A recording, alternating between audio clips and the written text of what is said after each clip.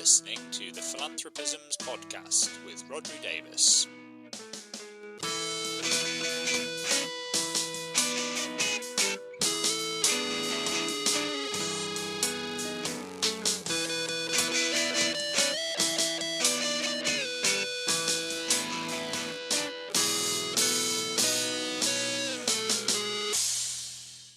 Hello, you're listening to the Philanthropisms podcast. This is the podcast where we try to put philanthropy in context. I'm your host, as ever, Rod Davis, and this week it's just me taking a bit of a deep dive into an issue that has come into the news in philanthropy circles recently and caused some pretty fierce debate, particularly in the US, and that is the question of pluralism and philanthropy. Now, I will explain what the debate's all about and kind of why it is causing so much consternation at the moment in a bit. But I think I just wanted to say up front, this is a really interesting topic to get into because it really gets to some pretty kind of fundamental questions about the role of philanthropy in a democracy and some of the kind of inherent tensions in the very idea of philanthropy, things that I've been interested in for a long time and hope to sort of bring some historical perspective and theoretical perspective to what I'm talking about today. But I should say it's quite a difficult topic to get to grips with in some ways because the very notion of trying to take a kind of measured approach to the question of pluralism has itself become something that actually draws ire in some ways. So actually, it's one of those questions where the general complaint that things become too binary, if your response is to say, oh, well, we just need a bit of nuance and let's try and understand both sides, that in itself is seen as kind of contributing to the fundamental problem. And there is a grain of truth in that as well. There is certainly a danger of both sidesing issues that don't actually have a reasonable both sides, or in trying to be nuanced and balanced, legitimising points of view or values that are abhorrent. But equally, I think there is a danger of a kind of moral absolutism on the other side and a refusal to engage with the idea that there might be people who have points of view different to your own or kind of values different to your own that you don't agree with and you might criticise in, the strongest possible terms, but that they do have a legitimate right to hold those views. And I think, we'll see as we go through the episode that tension kind of runs through a lot of what we're talking about here. So the background to why I wanted to talk about it is that if you follow philanthropy at all, you might already be well aware that there's a kind of debate raging on, certainly in US philanthropy circles at the moment. And this was all sparked, really, or the most recent version, because it's definitely not a new debate, by a letter that was written to the Chronicle of Philanthropy, which is the sort of paper of record about philanthropy in the non-profit sector in the US. And this was a joint letter from a group of, I think, 6 sort of foundation heads and senior figures in philanthropy. I'll talk a little bit more about who they actually were in a while. And essentially they were making a plea for the importance of pluralism, and in their eyes a case that actually pluralism is under threat and that it needs to be preserved and protected. And the letter, I just want to kind of dig a little bit into the detail because I think it's worth unpicking 3 sort of broad points that come across in this letter, and then I'll talk a bit about why the letter itself and the nature of the signatories caused some raised eyebrows, what some of the response has been to that, and how this ties into much longer standing debates about the value of pluralism and some of the challenges that it raises. So the kind of 3 things that I think it's worth unpicking in the letter, first of all, were, I think, a case that is outlined for why it is necessary to make a defence of pluralism. And in a way, as we'll see, this might be the shakiest part of the whole thing. Essentially, the letter is kind of trying to convey the idea that pluralism is under threat because somehow the freedom for philanthropists and philanthropic institutions to have their own ideas and express them, and also to kind of follow their own motivations in terms of where they give and how they give, is being imperiled by some kind of unseen force that is trying to constrain everybody to toe some line or other. Although, as we'll see, it's very unclear exactly how this is happening. But in the letter they say, the result of these pressures, however meritorious and morally urgent, so they're, I think, talking there about kind of widespread concern about social justice issues and inequality and that kind of thing, is that foundations and philanthropists are often expected to pledge allegiance to one or other narrow set of prescribed views. So that's the kind of the danger, is that increasingly pluralism is under threat because everybody is expected to toe this line. There's then an argument in favour of donor freedom and the importance of respecting the kind of fundamental right of donors to choose what to do when it comes to deciding how to give their money and where. So here they say, the history of philanthropy is a history of using private capital to supplement, not replace, other approaches to investing in and supporting a prosperous and just society. A critical way philanthropy does this is by helping to make pluralism possible. And then they say, philanthropy as a whole makes its greatest contribution to democracy when all foundations and donors engage in the unfettered pursuit of their own mission, interests and prerogatives. Now, that sentence there is one that I want to kind of highlight, double underline, red flag, because I think that, in a way, to me, is one of the most problematic parts of this, particularly the word unfettered, which, as we'll see, is a pretty kind of values-laden word, and also I'm not sure really reflects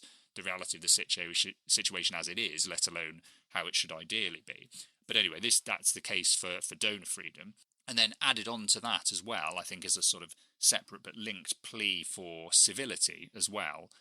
So they say here, philanthropy can and should become skilled at effectively engaging in disagreements on approaches or even outcomes. This is because, as stark and rancorous as our social divisions may be, to best serve society we must commit to productive, not destructive negotiation. So there's these kind of three parts. There's the threat to pluralism, there's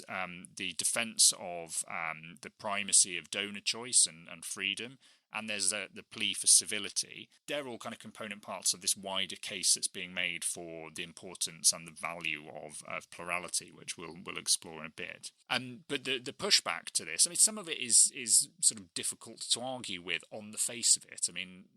a plea for civility, for instance, for people generally as a default sort of respecting other people's views and engaging with them in a positive way, seems unproblematic. But actually, I think what we'll see on that one in particular is that it's often used as a kind of coded way of actually undermining the ability of organisations to engage in advocacy or campaigning or to sort of speak out on issues. And I think similarly, some of the other points that are made in this that on the face of it seem unproblematic or uncontroversial, actually when put in the proper context do raise some quite serious concerns. And that's why the response to this has been quite fierce, and there's been a lot of pushback. So there have been quite a few articles written and people speaking about it and writing about it. One of the ones that came to attention most quickly afterwards was a blog written by Vu Lee, who's a blogger who writes the Nonprofit AF blog, a very sort of popular nonprofit blog in the US. And he essentially said, this is philanthropy's version of the All Lives Matter response to the Black Lives Matter movement. A kind of, very unhealthy both sidesing of an issue where there shouldn't really be two sides to it. So he said in that, these basic cases, not all philanthropy is good. There are donors and foundations that fund anti-trans hate groups, ones that back white supremacist movements, ones that support efforts to suppress votes, and ones that work to ban abortions and cause pain and death to millions of people. These donors and foundations cannot and should never be equally respected as donors and funders who are working to advance trans people's rights and humanity, protect voting rights and access, fight white supremacy, and restore the rights to abortions. So this, we'll come back to this, in a lot more depth, but this is essentially the case that actually the ideal as put forward of plurality is problematic because in its pure form, it means that we have to allow certain things to be inside the tent of the philanthropic sector or civil society that actually we shouldn't, because they are just morally wrong and therefore, shouldn't be seen as the kind of mirror image of things that do actually respect rights and push society forward in a positive way. There were also other interesting responses. There was a letter from Edgar Villanueva, the philanthropy activist, who's been a guest on this podcast before, making kind of similar criticisms of this idea that plurality should be the ideal held above all others. Also, a really interesting piece by Philip Roik in Inside Philanthropy, putting this whole debate in the context of the sort of Francis Fukuyama end of history idea and criticising this sort of classical liberal approach to pluralism within the realm of philanthropy, which I thought was a really interesting perspective. And also, I think one from Phil Buchanan at the Centre for Effective Philanthropy, again, making some of these similar points, albeit are kind of more tolerant, I think, of the idea of pluralism, but also calling into question the basic premise of the letter in the first place, the idea that pluralism is even under threat in any meaningful way. So I want to dig into all of those in a moment. But first, I want to talk about just the practical question of who actually signed this letter and why, which I think is one of the things that's confused people most. So let's talk about that in a second.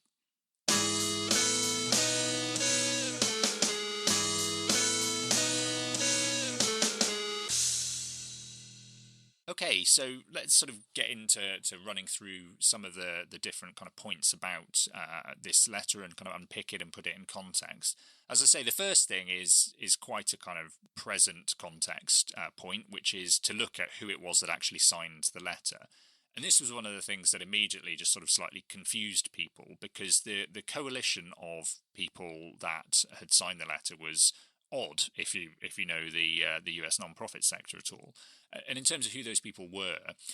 so there was Kathleen Enright, who is from the Council on Foundations, which is a big membership body for foundations over there. Heather Templeton-Dill from the John Templeton Foundation, Sam Gill from the Doris Duke Foundation, Brian Hooks from Stand Together, which is a sort of philanthropy infrastructure body. And then the two, I guess, that sort of drew most attention, one was Darren Walker, the president and CEO of the Ford Foundation, who's a very well-known figure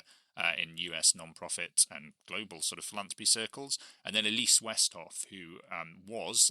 and still is at the moment the CEO of the Philanthropy Roundtable, although she's announced that she's standing down. And if you don't know this context, the Philanthropy Roundtable is a sort of philanthropy body that's pretty sort of right-leaning or conservative-leaning. And seeing particularly Darren Walker and Elise Westhoff on the list of signatories together made people sort of wonder what the thinking was behind all of this. I think it's pretty apparent that part of the thinking was to bring together this disparate group of people was designed to show that there is a kind of consensus behind this issue and behind the idea that there is a value to pluralism, and thereby sort of show through doing their argument, essentially. But actually it kind of ended up confusing people slightly. I think there's nothing wrong with that idea, and actually pulling together unusual coalitions of people can be very powerful, and this is the point that Phil Buchanan makes in the blog that he wrote about this. But actually, you know, in this case, it was confusing, particularly because I think Elise Westhoff in particular has made some very strong statements about, kind of wokeism and cancel culture. And clearly that is her point of view. So I think she brings that to the table when it comes to this question of philanthropic pluralism. And actually, I think unhelpfully kind of colours the debate from the outset in those terms, and that makes it seem like this is essentially a version of, you can't say anything anymore in philanthropy, whereas I actually think it's more nuanced and complex than that, or at least I think some of the other people signing up to it view it in more nuanced and complex terms, but perhaps the idea of joining forces with the Philanthropy Roundtable slightly backfired in that it sort of meant that some of that nuance and complexity got lost. But anyway, that's I think kind of just looking at the question of who actually signed it. I think the other thing I wanted to cover up front before we go into some of the more substantive points about the pros and cons of the idea of philanthropic pluralism is whether the idea that the basic premise of the letter that philanthropic pluralism is under threat holds any water. Is it actually just a total straw man? And this is a point a number of people have made, which is, yeah, absolutely. I mean, philanthropic pluralism up to a point is a good thing, although, as we'll see, I think most people would agree that there probably do need to be some constraints on it. And actually, in reality, there are constraints on it. But who is it who has suddenly emerged that is sort of threatening pluralism? There are vague kind of insinuations and references in this letter to donors and funders having to kind of toe the line or to step in line with some kind of agreed consensus. But actually nobody's really doing that in any meaningful kind of legal sense, or stopping foundations and donors doing whatever it is that they want to do in the same way that they've always been able to. And so, I mean, it feels a little bit like one of those arguments about free speech, which I think is an analogy that we'll come back to a number of times through this podcast, where people are essentially, sort of saying, oh, you can't say anything anymore without risk of being cancelled. And it's often older white men going around radio and TV shows to very large audiences complaining about the fact that nobody will allow them to say what they think anymore, ignoring the fact that actually they continue to have very large platforms. And I think there is a danger that this argument could be read in the same way, where it's actually, a group of organisations and leaders within the non-profit sphere who are perfectly capable of doing what they want and kind of, holding their own values and pursuing their own ideas, but somehow kind of feeling as though they are under threat, and kind of making a case that they can't do what they want and say what they want anymore. Perhaps there is a kernel of truth in the idea that society at the moment, I think, has become more polarised and in some ways less tolerant of the idea that you can engage with people with whom you disagree. I think it's easy to talk about filter bubbles and the effect of social media, but I think there is some truth to that, and it's something I find certainly in my own work on philanthropy that I'm constantly coming up against, which is it's quite often difficult to deal with complex issues that don't necessarily have clear right or wrong answers. And I should say right now that's not necessarily the case with some of the examples that get put forward in the context of these arguments around pluralism, where I think there are pretty clear morally right or wrong answers. But I think one of the challenges in a lot of debates about philanthropy is it does very often quite quickly become tribal or degenerate into people feeling as though they need to kind of go into bat for one side or the other, rather than feeling as though they can kind of confidently allow people to express views that are opposite to their own and engage with them and understand,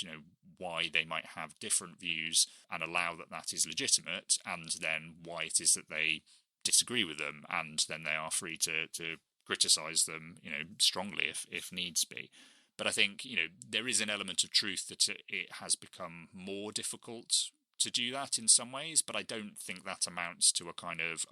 cancel culture is running rife in philanthropy arguments, and I do think you have to be very careful about insinuating that kind of thing.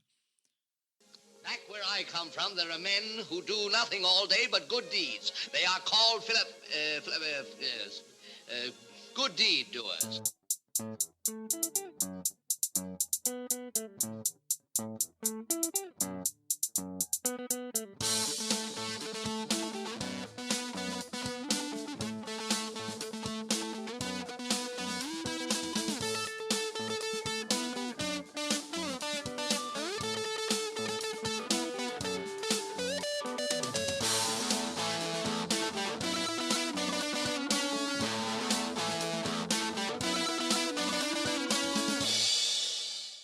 So let's try and get to grips with some of the sort of substantive points about pluralism and kind of unpick them and try and think through, where this might take the debate in the future. And I should say maybe I should have said up front, I'm not going to offer you any clear-cut or easy answers here, because actually fundamentally I don't think there are any clear-cut or easy answers. This is a tension that sits at the heart of our understanding of philanthropy. It always has done. I suspect it always will do. And there are trade-offs to be made and choices and things that need to be balanced. All I'm going to try and do is help you maybe sort of think through some of the issues, and then you can make your own decisions about where you come down on some of these questions. So the first argument in favour of pluralism that gets put forward in this letter, albeit in a kind of implied form, but you do hear it elsewhere as well, is essentially an indirect one in some sense. It kind of says, not necessarily that pluralism is a good thing in and of itself, but that it is a consequence of allowing donors to have freedom and liberty and the ability to choose. The result of that, because people have, a very wide spectrum of different interests and different motivations, is that you naturally get a highly pluralistic philanthropic sector and civil society. And that's a good thing. and therefore pluralism must be a good thing because it's a reflection of that fundamental liberty. I think it's important at this point, and it's something I kind of hinted at before, to say up front that the idea that philanthropic choice is unfettered, as it was put forward in the letter, I think that is a bit misleading, because philanthropic choice isn't unfettered in a number of different ways. I mean, first of all, what you can or can't fund is constrained by law, in terms of, you can't fund things that are actively illegal, and that might include things that promote hate speech or that promote violence against certain groups, and that is a good thing. It's also constrained in the sense of, even within those things that are legal, some things are given privileged status by virtue of the fact that they are allowed to be non-profit in the eyes of the government. And that is, either a reflection of the tax code as it is in the US, or in the UK it's a reflection of sort of wider charity law, where it's kind of independently regulated, and those institutions then get a certain legal status that gives them tax advantages, but also reputational benefits. So actually our choices about what we can fund philanthropically, and particularly if we're talking about tax advantage philanthropy, are constrained by government, and presumably the government then makes those choices as a result of a democratic process of elections and representation, and maybe it's is that okay then, because the government gets to decide it, and we're happy with the fact that is broadly speaking democratic. And the thing that people are objecting to is the idea of constraints being imposed on a donor's ability to choose that are undemocratic, i.e., they're not being imposed by government or anyone else that has been elected in a democratically fair way. They're being imposed in some other way. Although, again, as I say, this comes back to the sort of straw man point of who it is that's actually doing that. I think the thing about this conception of liberty as the first principle of philanthropy, and kind of respecting donor freedom, is that, well, first of all, it reflects a particular view of philanthropy that focuses very much on the micro understanding of it. So what I mean here is that there are kind of two ways of, at least two ways of looking at philanthropy, and I think they give quite different sense of what the primary goals are, and actually it's in the move between these two different ways of looking at things that a lot of the problems lie. So there's a micro way of looking at philanthropy, where philanthropy is about the choices of individuals about how to freely give away assets that they own for the public good. And from this point of view, a lot of the emphasis does end up being on the individual's right to choose and issues of liberty and freedom. But when you zoom out to the macro level and you add up all of those individual acts of philanthropy together as an aggregate, philanthropy becomes something systemic that kind of sits alongside the state of the market as a means of allocating and redistributing resources within society. And when you look at it from that perspective, I think the balance naturally shifts towards thinking in terms of issues of justice and equity and fairness. And these things, this kind of respecting the right of the individual to freely choose and wanting to have equity and justice and fairness at a systemic level, they pull in two different directions often, and it's in that move from the one to the other that a lot of the debate and the difficulty lies. Just to kind of cement that idea of the micro and macro, there's a good quote I think that captures this well from Rob Reich,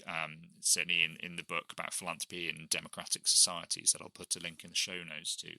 where he says philanthropy can refer to both actions and institutions. We can think of philanthropy both as a form of individual giving and as a complex economic and policy structure, as the institutionalized practice of privately funding the production of public benefits. If regarded from the first, agential perspective, philanthropy stands apart from other forms of giving, such as gift giving to friends and family and from spending for private consumption. If looked at from the second, structural perspective, it stands apart from alternative institutionalized mechanisms of finance such as taxation or market exchange. So they're making that sort of point about the difference between those two things. And I think the difficulty here is that the argument for pluralism that is based on the idea that donor freedom is sacrosanct above all ignores the reality that there is this inherent tension between these two different ways of looking at philanthropy, and that is something that most people working with philanthropy actually have to balance at all times, particularly when you're talking about it at a policy level. I think if you just respect the right of individuals to choose to do whatever the hell they want, and you don't pay any heed to some of those sort of systemic issues around the desire to ensure some level of equity and fairness and justice, then you are prioritising one conception of philanthropy over the other, and it's unbalanced. So I think, you know, that kind of betrays a certain narrowness of understanding for a start. Yet the day is not far distant when the man who dies, leaving behind him millions of available wealth, which was free for him to administer during life, will pass away unwept, unhonored, and unsung.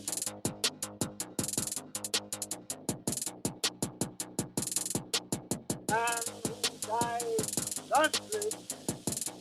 dies disgraced.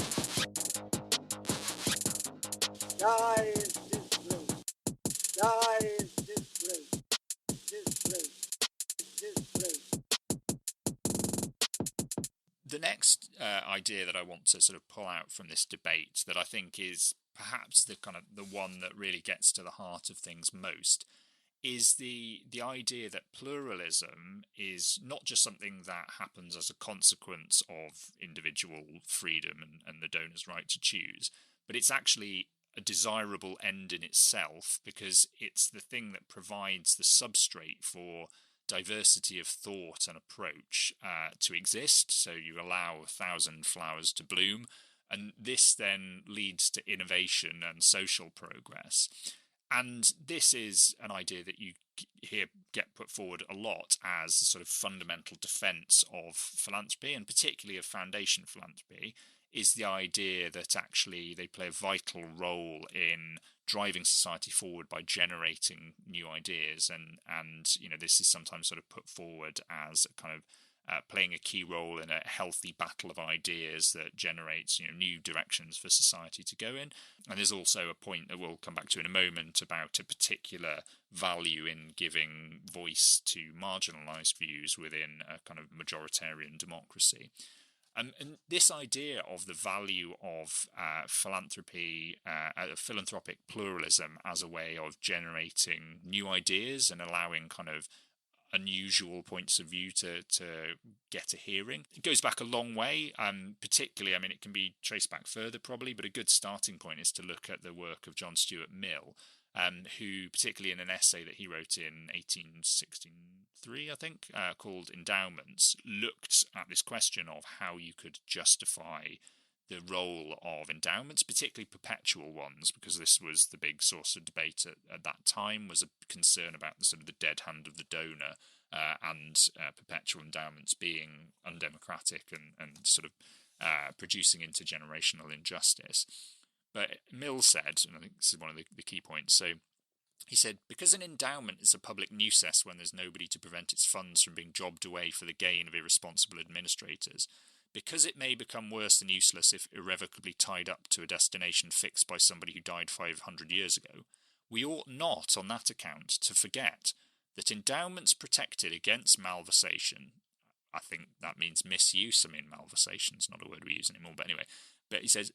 let's not forget that endowments protected against malversation and secured to their original purpose for no more than 2 or 3 generations, so obviously time limited, would be a precious safeguard for uncustomary modes of thought and practice against the repression, sometimes amounting to suppression, to which they are even more exposed as society in other respects grows more civilized. So, you know, this is the basic case for foundations and philanthropy as a sort of bulwark against conformity of thought and approach that, it's insinuated here, would be imposed by, you know, the state otherwise. And I think there are lots of other people who make similar points. So there's a good quote from Thomas Hare, who was a sort of social reformer and early pioneer of social science in the late 19th century. And he said, I regard endowments as an important element in the experimental branches of political and social science. No doubt the nation at large may take on itself the cost of such tentative efforts, but this involves taxation, and the assent of the majority to increased taxes could not be justly demanded by philanthropists or projectors, and certainly would not be obtained until their speculations had taken such a hold upon the public mind as no longer to require an exceptional support or propagation. And then the key bit here. The most important steps in human progress may be opposed to the prejudices not only of the multitude, but even of the learned and leaders of thought in a particular epoch. So again, first of all, let's note that he used the phrase leaders of thought, which is dangerously close to thought leaders. So I think Thomas Hare would have done quite well on inspirational LinkedIn posts. But putting that aside for one moment, making the point that actually the important role of philanthropy that can't be played by government trying to do this through taxation is that it is able to kind of engage with things that go against the grain and sort of run counter to the status quo, and thereby to produce new ideas and new approaches that can eventually, it's hoped, move society forward. And this has been a really influential idea, I think, in terms of the understanding of the role of philanthropy and its legitimacy within the US, and actually is kind of enshrined in case law, certainly in sort of Supreme Court precedent. And this is, I think, is really interesting. I will read a bit of this. I apologise that I'm reading some quite long quotes here, but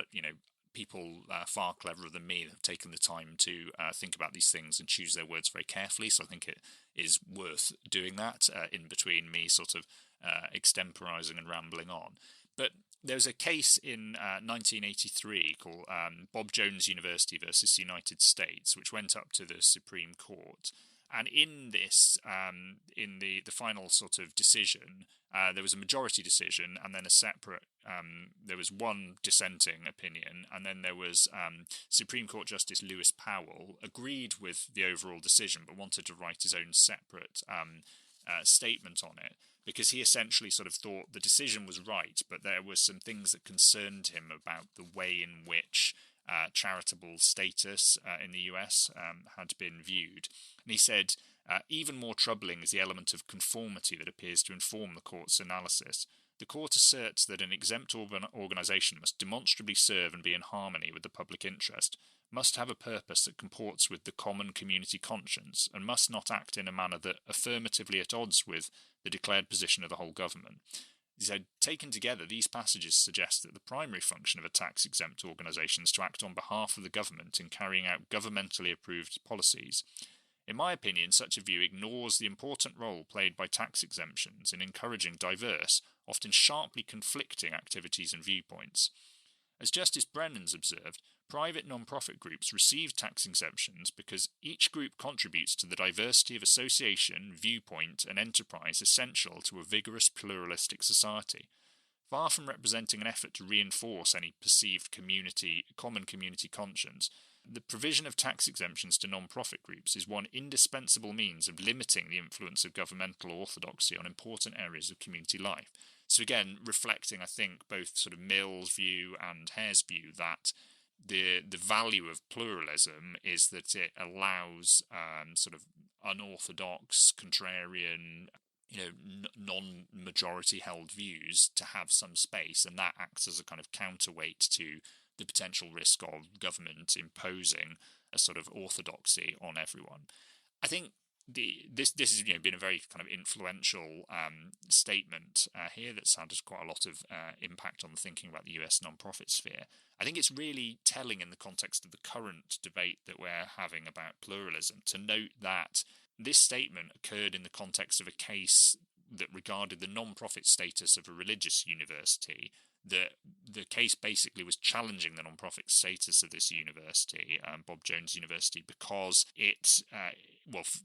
completely excluded black students until 1971, and then for a period between 71 and 75, it allowed black students in, but only if they were married, and even after that, it allowed unmarried black applicants, but they weren't allowed to engage in interracial marriage or dating, so it had very, very problematic segregationist views about interracial relationships, and the reason that this came to court was people, sort of challenged the fact that you were allowed to exist as a non-profit and to have that tax advantage status while holding views that ran counter to the laws and the values of the day. And I think the point here is to note that this statement from Lewis Powell is acknowledging, this is, I should say, in the context of him acknowledging that the decision to strip Bob Jones University of its non-profit status was the right one, because, what they were doing was unarguably highly problematic.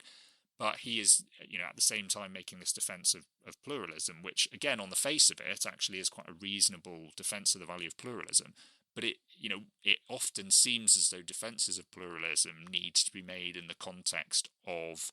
relatively kind of indefensible examples of things that people want to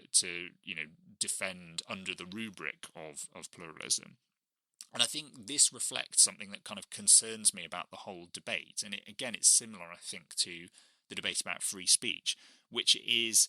a slight suspicion that arguments about the value of philanthropic pluralism tend to be sort of much loved and leapt upon by people who find it easier to defend that broad principle than they do to defend their actual views. So again, similarly in the case of free speech, you'll often hear people who've got relatively sort of reprehensible views, or views that they know are not going to win widespread support, instead arguing, this is important, arguing for the value of free speech and their right to say that, which is fine, and they're allowed to defend that. But again, it's sort of telling that rather than defending the actual thing that you're saying, you feel that it's easier to defend your broad right to say it. And again, in terms of pluralism, I think making the defence of your right to engage in a particular activity or to hold particular values, rather than actually defending that activity or those values, again, it sort of says something about your awareness of where you sit within the kind of wider spectrum of kind of philanthropy and civil society.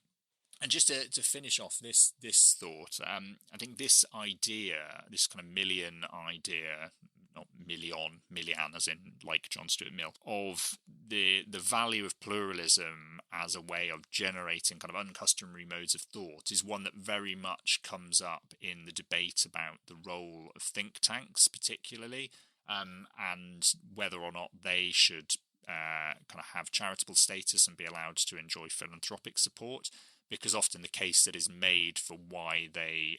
deliver some kind of public benefit that makes them an appropriate focus for philanthropy is precisely that they are kind of engaging in this battle of ideas, and by generating these different points of view, they sort of provide the means for people to decide on what are the best ways to take society forward. I think it's also just finally worth saying, and this is something I'll come back to at the end briefly, that one of the things that the Lewis Powell statement there in Bob Jones University United States Supreme Court ruling makes clear is a crucial difference in this whole debate between the US and the UK is the status of public benefit, where there isn't actually a specific requirement to demonstrate a public benefit for a non-profit in order to have non-profit status in the US, where it's essentially a tax designation. Whereas in the UK, in order to have charitable status, you do have to demonstrate that you have a public benefit. And actually, in the context of some of these debates about pluralism, that potentially removes some of the most problematic edge cases, which are the ones that tend to end up generating all of the debate, because if there are things which clearly don't deliver a public benefit but are allowed to have non-profit status and thereby kind of sit within the realm of philanthropy, they're the ones that tend to attract a sort of fierce disagreement. Whereas if actually there is a separate sort of prior legal requirement in order to have a demonstrable public benefit, to an extent the government and the judiciary has already kind of accepted that responsibility for determining what does or doesn't make it into the sphere of philanthropy. So I think that is an important difference to note. And whilst this is definitely not a debate that only exists or is only relevant to the US, it does have a specific US context. At meeting of industrial leaders in Washington, here's Julius Rosenwald. Most people are of the opinion that because a man has made a fortune, that his opinions on any subject are valuable. Don't be fooled by believing, because a man is rich, that he is necessarily smart. There is ample proof to the contrary.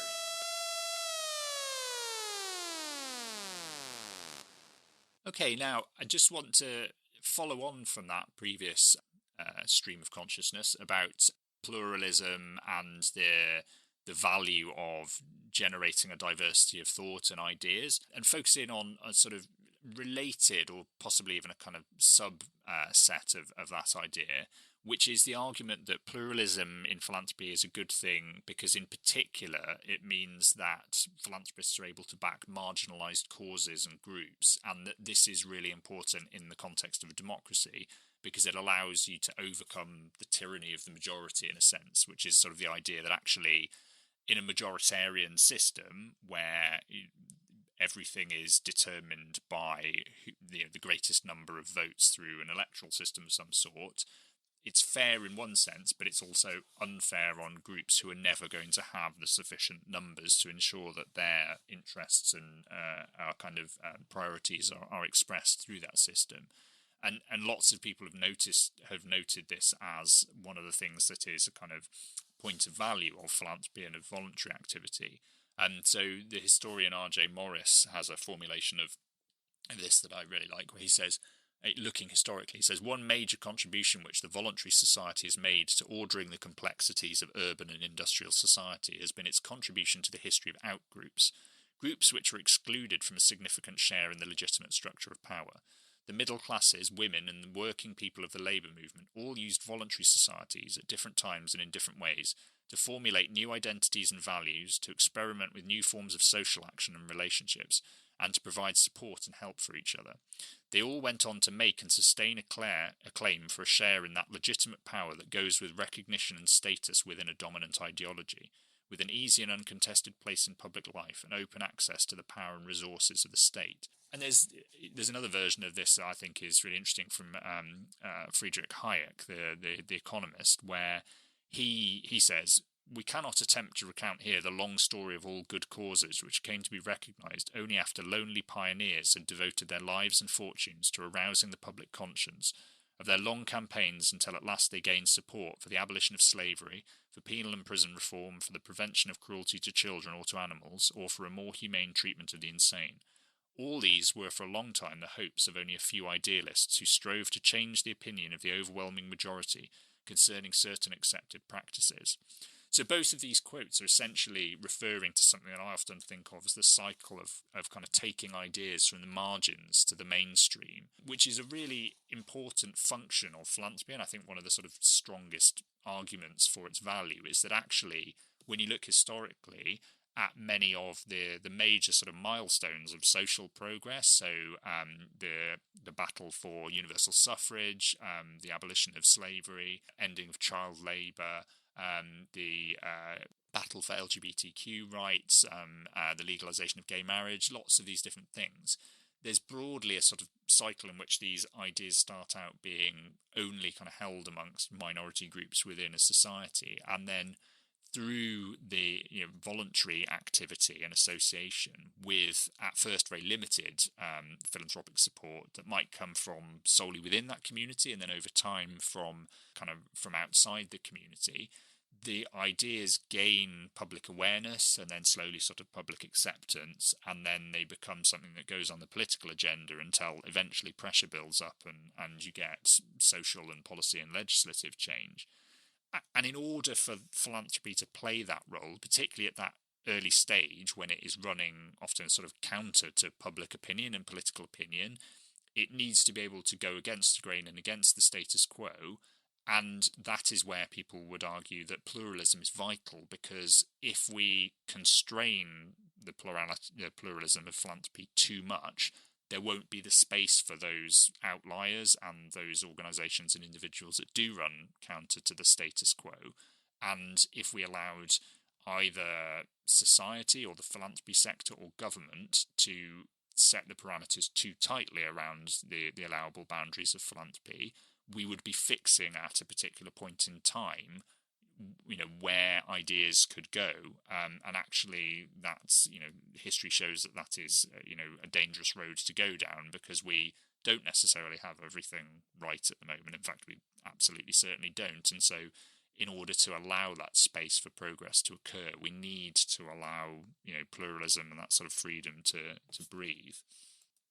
Of course, this is the positive version, and the absolute crux of that question is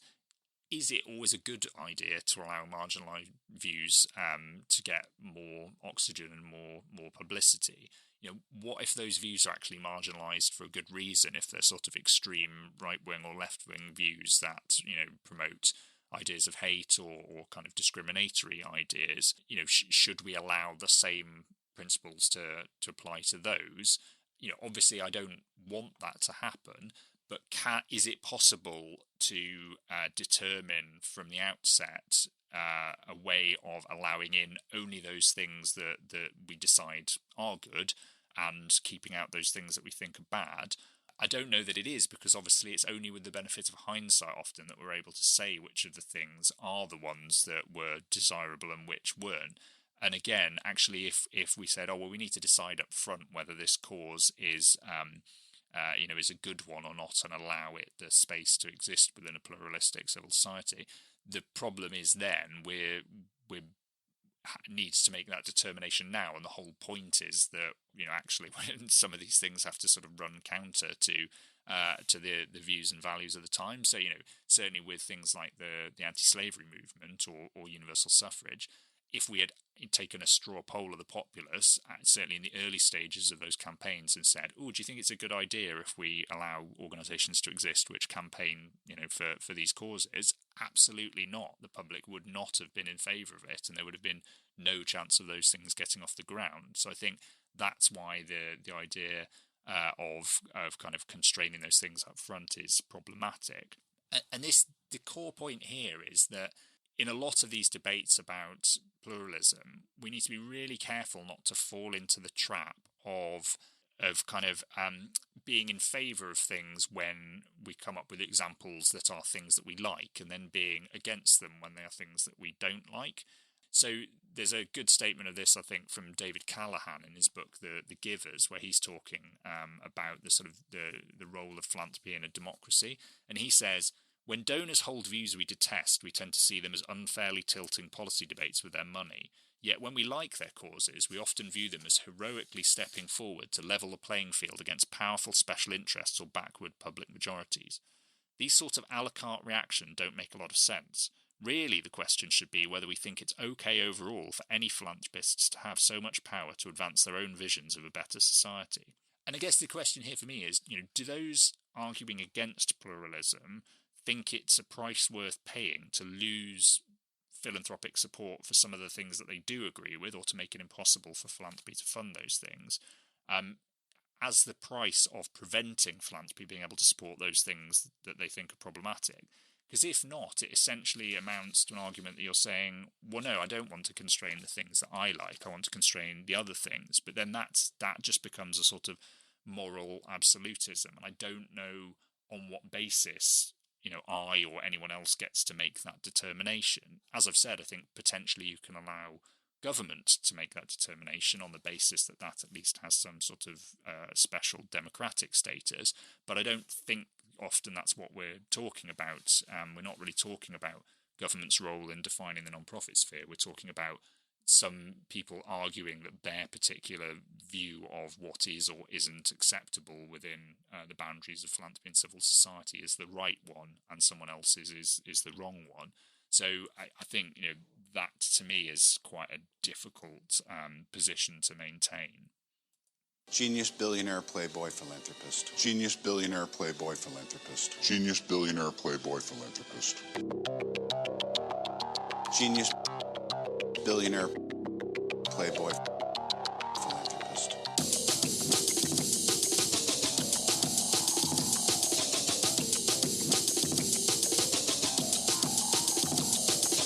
Genius, philanthropist. Genius, philanthropist. Genius, philanthropist. Okay, having finished the previous section, sort of saying actually some of the arguments against pluralism, I think, can be undermined by the suspicion that actually they're being driven by a kind of subjective view of what is or isn't okay, whereas actually we need to take a more objective assessment of whether or not philanthropy as a whole should be allowed to fund things on the basis of kind of free choice, or whether we should constrain that choice more in a way. I do want to acknowledge that actually one of the dangers in this debate, again, is that there is often a gap, I think, between the theory, which on the theoretical side, actually pluralism tends to look pretty sensible and alluring, and the practical reality, which is that I'm not sure we ever do get the pure version of pluralism in reality that's often put forward in some of these theoretical arguments. And this is a point, I think, that some of the critics have made, that, yes, pluralism sounds lovely and nice and that's wonderful, but there is a certain naivety to these arguments. Because in reality, for instance, there are, say, a lot of bad faith actors who are engaging in arguments around plurality, not because they genuinely believe in them, but again, because it just suits their own self-interest to do that. I think also there is a sort of underlying assumption to arguments about plurality that everything will be fine and dandy, because if we allow full, proper plurality, there'll be some sort of balance in the system, and that everything will kind of even out. I previously, in a blog that I wrote years ago, I compared this to a scene from The Simpsons, which you may or may not have seen, but where Mr. Burns, thinks that he's getting ill, and he goes to see a doctor, and the doctor, doctor says, "You're absolutely fine," and Mr. Burns says, "Oh, I don't have any diseases then." And the doctor says, "No, you have all the diseases." And he explains this as what he calls Three Stooges syndrome, where essentially all the germs are sort of trying to cram through a door, but because they're all there, they're holding each other in check. And I often feel as though this is the way that philanthropic pluralism gets presented, which is it's fine because as long as there's people with left-wing views and right-wing views and kind of problematic views on this side of the spectrum and on the other side of the spectrum, it'll all kind of balance out broadly. But in reality, of course, money and power tends to skew both politically. I think there's certainly evidence that shows that money from elite philanthropy on the whole goes broadly more towards sort of right-wing causes, but also more broadly towards the status quo and vested interests. And so, this is a point. So Ben Whittaker makes this point back in 1974 in his book, The Foundations, where he says, "A convincing rationale for foundations requires more than the standard incantations regarding the virtues of pluralism and innovation, which all good philanthropoids recite on arising and retiring. A conviction that the theoretical concept of independent foundations is a potentially beneficial one is not the same as believing that their present operation should not be drastically improved. Currently, their efforts are too often open to the criticism that they're principally used merely to lubricate the machinery of the status quo, for almost all the people who control foundations belong to segments of society whose privileges predispose them to be basically satisfied with its present structure, and indeed frequently to have a vested interest in preventing any seriously radical reforms." So I think that's a really good statement of this gap between theory and reality, which is, it's easy to buy these arguments theoretically, but the reality is, if the people who actually control all the resources and the institutions clearly sort of more aligned with the status quo and vested interest, then this argument that actually, particularly the arguments in favour of philanthropy playing a vital role in kind of overcoming the tyranny in the majority, don't really hold water, because that's going to be, those cases are going to be very sort of few and far between. There's another good version of a similar point in a book by the political scientist Joan Roloffs called Foundations in Public Policy. It's actually, the subtitle is The Mask of Pluralism, so it's easy to see where she stands on this. But she looks a lot at these kind of arguments around pluralism. And the point she makes, she says, critics of the pluralist interpretation of US politics argue that the system's not, as it is claimed, open to all interests, for the powerless rarely organise. They're deterred by lack of resources, the demands of everyday life, the rational calculation of costs and benefits, a culture of passivity and/or a hegemonic ideology that prevents them from even recognising their grievances. So the point is, it's easy to say, it's, pluralism, and actually we'll get lots of organisations representing kind of marginalised views as well as a vested interest. It's all balanced out. But that is a hopelessly naive view, because that's not how things work in practice. A linked point, I think, just to sort of finish off this idea about the potential danger of naivety when it comes to pluralism, is this might be an argument for promoting or prioritising a view of civil society that is more based around smaller organisations and institutions with a broader base of support, rather than big money philanthropy, institutional foundations, and kind of large institutions. So there's an interesting article that's just come out actually by the legal scholar Matthew Harding. He's writing about the wider question of philanthropy and justice, but he does say, at one point he says that the Millian view, so again the John Stuart Mill vision of philanthropy generating a diversity of innovative and independent viewpoints on questions of governments and policy, is one that seems most easily realised by a multitude of relatively modest associations and entities operating in accordance with their own preferences, convictions and beliefs. Such a scene may be contrasted with a civil society dominated by the interests and agendas of a few rich philanthropists. In the latter picture, diversity is likely to be hampered as the voices of smaller, more modestly resourced organisations are drowned out. Innovation might also suffer, as organisations funded by the rich achieve scale and consequently grow bureaucratic and inflexible. Once again, the point that emerges is that in the world where plutocrats enjoy political power through their philanthropic activities, the problem to be addressed is not so much the practice of philanthropy itself as the concentrations of wealth that plutocrats enjoy in the first place. And so I think, that's basically making the point that this ideal of pluralism, particularly the one where it's about kind of generating a diversity of ideas, is more likely to work in practice if we make active efforts to promote a vision of the philanthropy world and the philanthropic sector that promotes sort of wide range of organisations that enjoy a broad base of support. And again, just to kind of back up this point, there's a passage in Emma Saunders Hastings' book, Private Virtues, Public Vices, and Emma's a political philosopher who's been a guest on the podcast before, and she says, the value of pluralism is frequently invoked as a reason for embracing philanthropy in general and for favouring some private role in the provision of public goods. On this rationale, non-profits and philanthropy can act as counterweights to government orthodoxy by supplementing or offering alternatives to government-supplied goods. There are some obvious problems with this justification as it applies to elite philanthropy. Elite philanthropy may be no counterweight at all. It often influences or acts in concert with government rather than supplying independent alternatives, and it may further amplify voices that are already overrepresented in government action. But mass philanthropy might seem to be less vulnerable to these objections, and so to represent the best of both worlds. High volumes of small dollar amount donations might supply both pluralism and a measure of democracy in the sense that more people's preferences count. So I think there's some agreement there from people writing about this that pluralism itself is not an idea without merit, but that it won't necessarily happen by itself, and that actually the way in which the philanthropy sector is currently funded and the general sort of landscape of organisations within it might not be maximising the potential for philanthropy to play that sort of positive role through pluralism.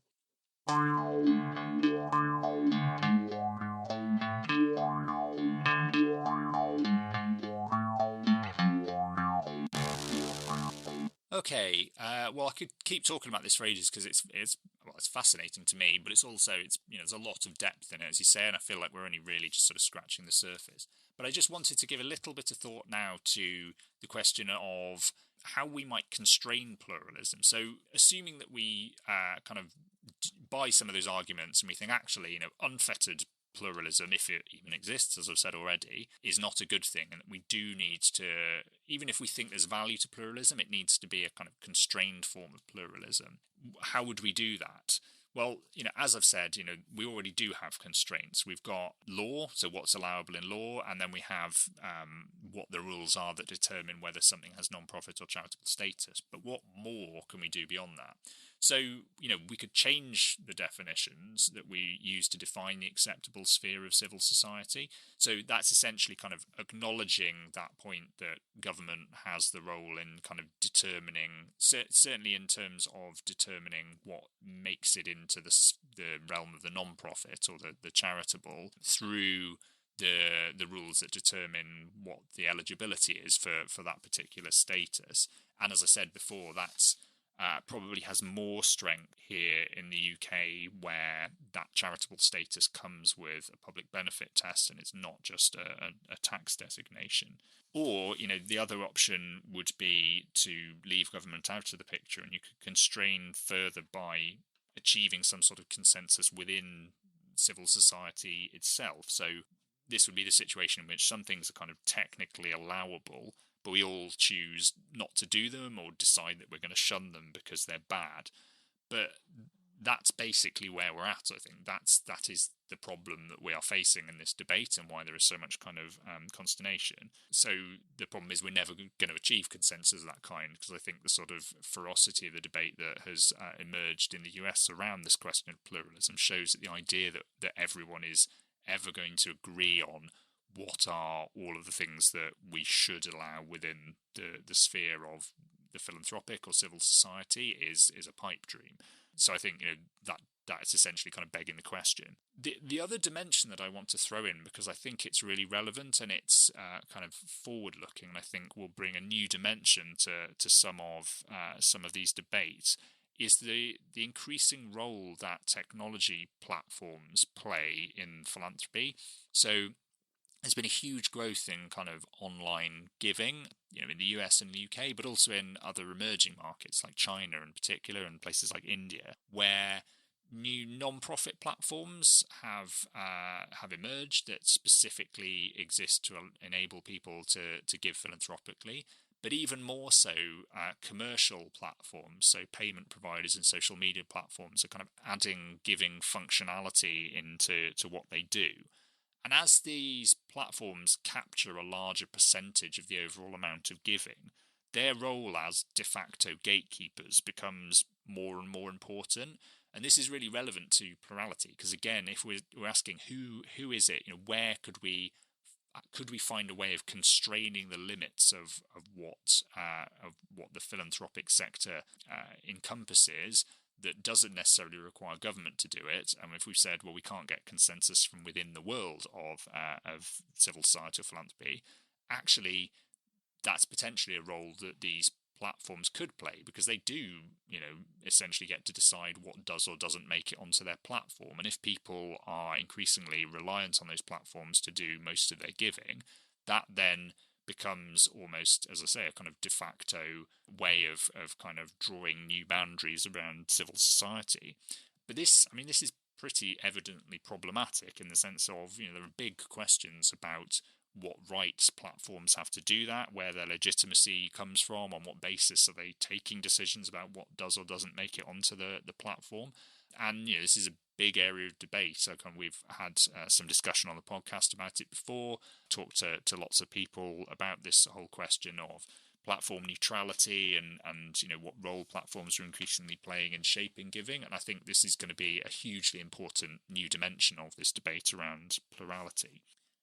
So I guess the final bit, just to clear things up, is to say, where does all of that leave us? I did caveat up front that I wouldn't necessarily give you any clear answers, and that's not because I'm being mean. It's both because I think these questions don't have any clear-cut answers, and particularly because I struggle to find them myself, I'll be honest. I'm sort of fundamentally broadly liberal-minded, and I think I have a relatively high tolerance, given the nature of the work I do, for kind of engaging with ideas and values that I don't necessarily agree with. But I'm also keenly aware of the practical reality of not needing to be naive, as we've outlined, and realising that there is a danger that liberality and a willingness to engage can be abused, and that you therefore become part of the problem if you end up legitimising points of view that are put forward by, badly intentioned actors. There are definitely things that philanthropy supports that I personally would rather didn't exist, and I would love it if they, weren't things that existed and got philanthropic support. I guess the question is that enough then for me to think I can question their fundamental legitimacy, in the sense of saying, not that I disagree with them and I think they shouldn't exist, but that actually, at a deeper underlying level, there is some sort of principled reason that they shouldn't exist. I'm not sure that I can in that sense, and this is where I go back to David Callahan's point. I always think the thing to do is do the thought experiment of take the worst possible example of currently legitimate legal philanthropy. So, for instance, for me, an organisation, say, that was promoting climate change denial ideas, and ask myself the question, do I think it's the acceptable price of allowing some of the things that I would agree with, like much more radical kind of climate change kind of addressing organisations, if I kind of acknowledge the fact that if I'm saying my side of this is legitimate, then people who have a different point of view, even if I think that point of view is wrong and illegitimate, is it the acceptable price of me being able to have the things that I want and allow them to be funded, that other people are allowed to have the freedom to fund things that I do disagree with? Or is it not? And if it's not, which I think that's where we come to in this debate on pluralism, for some people that price is too high, in which case should we constrain the ability of people to fund some of those things that we disagree with? And how should we do that? And we've talked about a few options. And if in the course of doing that, some things that we do think should be within the realm of civil society and able to achieve philanthropic support are no longer able to, is that a price worth paying? I mean, that is to me kind of the essential question here about pluralism, because I think pluralism always comes at a cost, because as soon as you kind of embrace the idea of pluralism, you have to accept that there are unfortunately going to be things that then come within the sphere of philanthropy or civil society that you don't like, as well as many that hopefully that you do. I think a couple of other thoughts on, we haven't talked so much about the specific point around civility. So this was essentially the idea that actually, if we accept the idea of plurality to some extent, then there's a separate point to be made about when people or organisations with different points of view are engaging with one another, they should do it in a civil way that kind of is based on respect. And again, I kind of, on paper, I agree with that idea. It seems like an admirable ideal, and I tend in my own work to try and do that. I'm not really given to polemic for the sake of it, although it seems like it would often be quite fun. And there are things that I could easily be polemical about, but I don't always think on a lot of things that it's necessarily, for me at least, the most positive way to go. But I do also acknowledge that there's a genuine concern that the calls for civility can become a means of sort of taming organisations or the sector, when actually in reality they're quite legitimately challenging ideas and views that they don't agree with. And this is certainly something we've seen a bit of in the UK recently, where there's been one of the threads in a lot of pronouncements about charitable campaigning and advocacy from commentators and policymakers and the Charity Commission as a regulator has been a sense that charities need to be polite and gentle, and so they're free to disagree, but they have to do so in certain sort of, nice, soft, kind of constrained ways. I think the problem with that is history doesn't really bear out the idea that that's how social progress happens. It's not generally something that happens when we're all just super duper nice to each other, because unfortunately, if social change is about, in particular case, is about overcoming the status quo, those in power don't tend to just sort of politely hand that power over when they hear a compellingly argued case. So actually it does take kind of much more vehement disagreement and, often sort of kind of tactics of direct action and protest and that kind of thing. So if you look at the history of something like the suffragettes, as I've already said, the idea that they would have achieved what they'd achieved if they had just had lots of, tea meetings and polite conversations with the men who didn't even think they had a right to exist in the political sphere, rather than engaging in concerted campaigns of, often extremely controversial direct action. Not sure that bears out a lot of historical analysis. So without wanting to be too much of the yes and, I think absolutely we should be willing willing and able to engage civilly with people who we might not necessarily always agree with, and to work alongside them sometimes. But also I think we have to allow that within civil society on some issues things are going to get combative, and again that's actually fine if you genuinely believe in plurality And as many of the people who put forward the ideal of plurality do, that it's about fostering a battle of ideas. Well, that metaphor of a battle is quite telling, in that it's, battles, again, don't generally tend to be about people sort of sitting around having a polite disagreements and then hugging and making up. It's about kind of quite violent disagreement and combat. So again, that might be the expectation that we have to apply if we're going to truly kind of believe in the idea of plurality. And I guess, that to me is the core, is that I think a starting assumption should be that plurality is, well, both a practical reality. I guess that's one thing, is that we can argue about this all we want, but the reality is that these things do exist and actually have a fairly pluralistic philanthropic sector as it stands. And also there are strong arguments for it as a theoretical ideal. But we also need to be willing to allow that everyone has a right to challenge not just individual examples of philanthropic organisations or individuals doing things, but the right to challenge the idea of plurality. And at the end of the day, if that ends up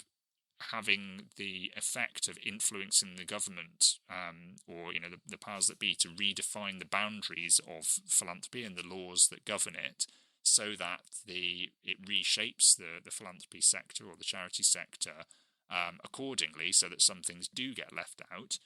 then so be it. That to me seems fine. And maybe that is where the effort needs to be directed from those who are currently uncomfortable with the sort of pluralistic version of philanthropy we have as it stands, is that they need to challenge at the level of sort of government policy and the law around legal status.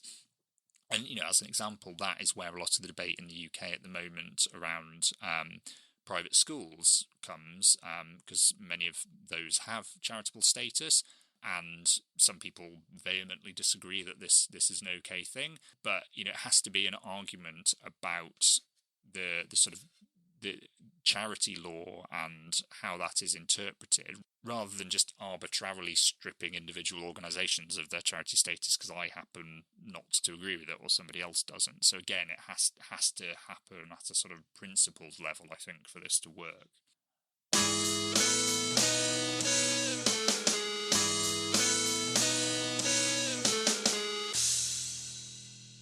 Okay, well, that is